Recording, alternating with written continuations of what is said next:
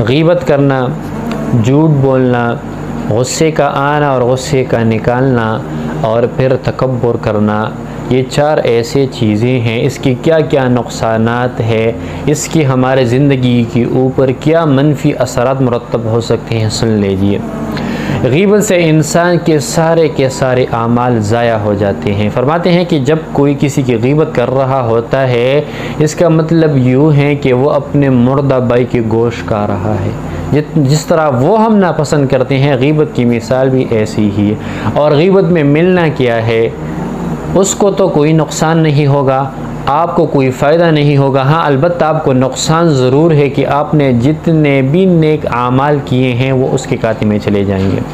یہ غیبت بہت، اور آج کل تو لوگ غیبت کو گناہ بھی نہیں سمجھتے، اور یہ کہتے ہیں نا کہ اللہ مجھے معاف کر دے، لیکن یہ فلاں نہیں، یہ فلاں ایسا اور فلاں ویسا۔ خدا کی قسم یہ اتنا بڑا گناہ ہے کہ آپ کے سارے اعمال 1 منٹ کے اندر ضائع ہو جاتے ہیں۔ لہٰذا غیبت انسان کے اعمال کو کھا جاتا ہے۔ جھوٹ جو ہے، جھوٹ سے انسان کے رزق کے اندر تنگی آ جاتی ہے۔ اللہ کے نبی نے کیا فرمایا، میرا امتی ہر گناہ کر سکتا ہے لیکن جھوٹ نہیں بول سکتا۔ اور اللہ کے نبی نے جھوٹ کے بارے میں کیا فرمایا، انا زعیم ببیت فی وسط الجنہ لمن ترک الکذب وان کان مازحا، کہ میں اس شخص کے لیے جنت کے بیچ میں ایک گھر، ایک محل دینے کی ذمہ داری دیتا ہوں جو مذاق میں بھی جھوٹ کو ترک کر دے۔ اور غصہ جو ہے وہ انسان کے عقل کو کھا جاتا ہے۔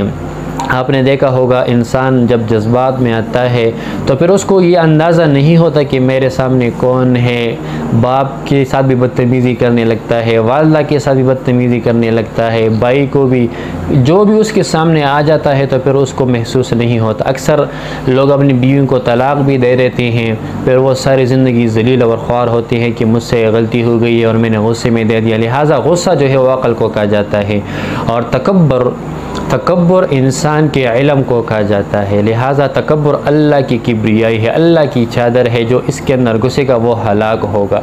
لہٰذا تکبر جو ہے وہ اللہ کی شہ نشان ہے، کیونکہ وہ ذات جو ہے وہ ہر اعتبار سے کامل ہے، اکمل ہے، کوئی نقص نہیں، کوئی عیب نہیں۔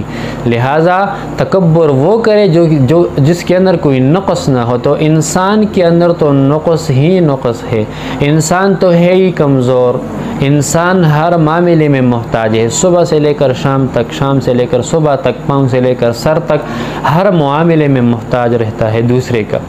اور آپ نے دیکھا ہوگا کتنے متکبر ہوتے ہیں، لیکن اس کے اوپر ایک بیماری آ جاتی ہے، ایک چھوٹا وائرس جو کرونا کی صورت میں آیا تھا، جو نظر بھی نہیں آ رہا تھا، انہوں نے انسانوں کا کیا حشر کر دیا۔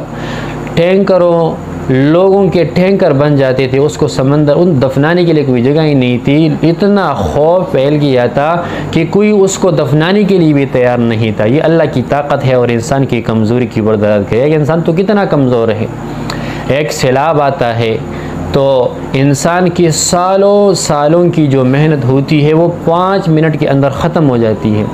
کتنے بڑے بڑے بلڈنگ، کتنے بڑے بڑی عمارتیں گر جاتی ہے۔ یہ سیلاب ابھی آیا ہے، انہوں نے پاکستان جو ہے انہوں نے لپیٹ میں لیا ہوا ہے، لوگوں کے گھر تباہ ہو گئے ہیں، ان کے مال مویشی ختم ہو گئی ہے، ان کو کھانے کے لیے کچھ نہیں ملتا۔ لہٰذا تکبر جو ہے وہ اللہ کی کبریائی ہے، اللہ کی چادر ہے، اس میں گھسنا نہیں ہے۔ لہٰذا یہ 4 بنیادی چیزیں ہیں، جھوٹ کبھی نہیں بولنا، غیبت کبھی نہیں کرنا، غصہ کنٹرول کرنا ہے۔ غصہ تو آتا ہوگا، یہ انسان کی فطرت ہے، غصہ آتا ہوگا، لیکن اس کو کنٹرول کرنا یہ اصل پہلوانی اللہ کے نبی نے فرمایا۔ اور چوتھی چیز تکبر سے اپنے آپ کو بچانا ہے۔ یہ 4 بنیادی چیز، اس کو ہم لے کر چلیں گے انشاءاللہ، دنیا کی ہر ایک موڑ پر، ہر ایک میدان میں انشاءاللہ کامیاب ہوں گے۔